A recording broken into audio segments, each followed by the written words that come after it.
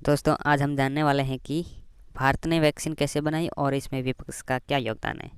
कैसे बनाई भारत ने देश में ही कोरोना की वैक्सीन, आइए जानते हैं वो कहानी जो है संघर्ष, दूरदृष्टि, देशभक्ति और जनसेवा का अनुकरणीय उदाहरण। अप्रैल 2020 में ही मोदी सरकार ने वैक्सीन के लिए टास्क फोर्स का गठन कर दिया था ताकि जल्द से जल्द भारतवासियों को वैक्सीन मिल सके। 5 मई 2020 को वैक्सीन टास्क फोर्स की मीटिंग हो चुकी थी और भारत में ही वैक्सीन निर्माण संबंधी सारी बाधाओं को हटाने का काम पूर्ण हो चुका था। कच्चे माल और ज़रूरी नियमों के पालन के लिए दूसरे राष्ट्रों और वैश्विक संस्थाओं से बातचीत शुरू हो चुकी थी। अप्रूवल या अन्य कोई बाधाएं वैक्सीन के रिसर्च और उत्पादन में कोई रोड़ा ना डाल सके, इसके लिए पूरा सिस्टम दुरुस्त किया गया और वैक्सीन उत्पादक और रिसर्च करने वाली कंपनियों की सारी परेशानियों को दूर करने के लिए मोदी ने सब कुछ सीधा अपनी ही देखरेख में ले लिया। 140 करोड़ की जनसंख्या वाले इतने बड़े देश में वैक्सीन की पहुंच हर व्यक्ति को हो, इसके लिए 30 जून 2020 को ही प्रधानमंत्री की अध्यक्षता वाली समिति ने जनता की वैक्सीन लगाने वाली प्रक्रिया, टेक्नोलॉजी इत्यादि पर विचार विमर्श शुरू कर दिया। इसके लिए निर्णय लिया गया कि कोरोना से सबसे ज़्यादा खतरा स्वास्थ्य कर्मियों, पुलिस और सेना के जवानों, अन्य फ्रंट लाइन कर्मचारी और बुजुर्गों को है, अतः उनको प्राथमिकता देते हुए टीकाकरण का प्लान बनाया जाए। इसके अलावा ये भी निर्णय लिया गया कि इस देश का कोई भी नागरिक किसी भी राज्य में अपना टीकाकरण करवा सकता है। यह भी निर्णय लिया गया कि उत्पादन से लेकर प्रत्येक भारतीय के टीकाकरण की निगरानी के लिए टेक्नोलॉजी का प्रयोग किया जाएगा। कोविन ऐप की उत्पत्ति इसी के चलते हुई थी। और याद रहे, अभी तो सिर्फ वैक्सीन पर रिसर्च चल रही थी, लेकिन मोदी वैक्सीन के आने की प्रतीक्षा नहीं कर रहे थे। वो वैक्सीन हर भारतीय तक कैसे पहुंचे, इसके प्लान पर काम शुरू कर चुके थे। जून 2020 का महीना और वैक्सीन के प्रोडक्शन और रिसर्च संबंधी सारी तैयारी पूरी हो चुकी थी, लेकिन अभी भी टेस्ट और ट्रायल का काम बाकी था। उसके बाद ही वैक्सीन देश और दुनिया को उपलब्ध हो सकती थी। 21 जुलाई 2020 का दिन, जनवरी मार्च तक 30 करोड़ वैक्सीन डोज के उत्पाद और वितरण का खाका तैयार और वैक्सीन का नाम कोविशील्ड रखा गया। सरकार की तैयारी पूरी थी। जिस समय देश के वैज्ञानिक और प्रधानमंत्री देश के नागरिकों के लिए वैक्सीन बनाने के काम पर पूरी तन्मयता और लगन से जुटे हुए थे, देश का मीडिया भारतीय वैक्सीन के विरुद्ध दुष्प्रचार प्रारंभ कर चुका था।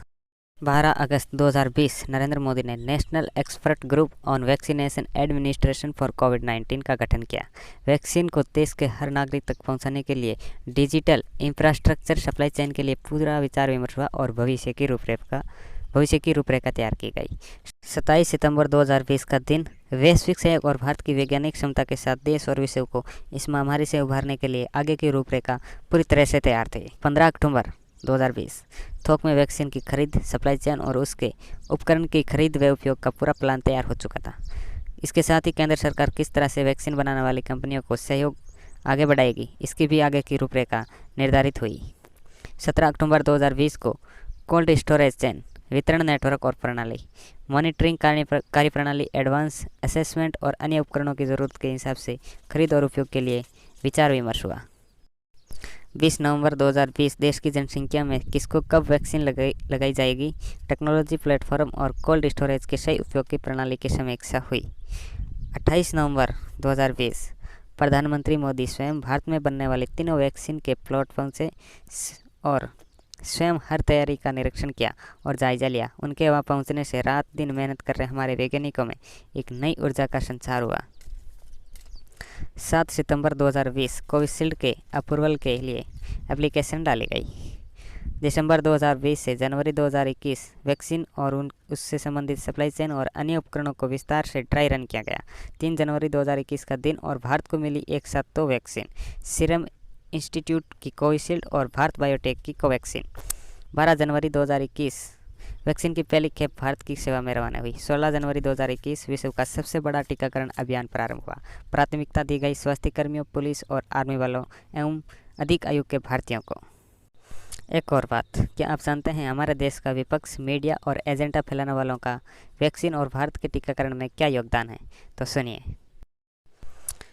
1260 मीडिया आर्टिकल वैक्सीन के विरुद्ध दुष्प्रचार के लिए 139 विपक्षी नेताओं ने जनता को वैक्सीन के विरुद्ध भड़काया। 265 एनजीओ ने वैक्सीन के विरुद्ध आवाज़ बुलंद की। 342 वैक्सीन विरोधी कार्टून छापा गए और लोगों को वैक्सीन न लगवाने के लिए प्रेरित किया गया।